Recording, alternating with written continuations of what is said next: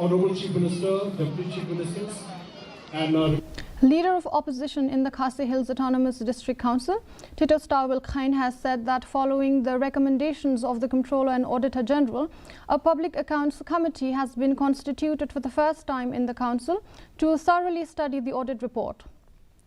Khain, who is also the PAC chairman, said that the committee has suggested necessary actions required to be taken, including the need to have a committee to streamline the recruitment process in the Council and as defined in the service rules. Jingelang jongka PSC mentasi kalomba hadian ba ka house la constitute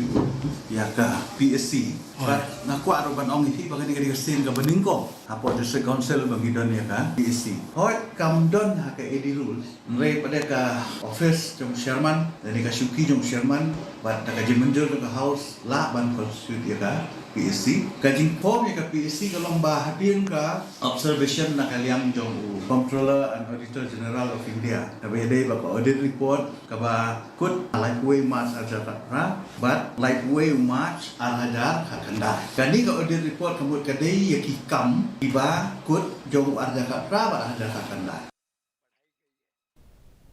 Jirang Congress today received a major boost with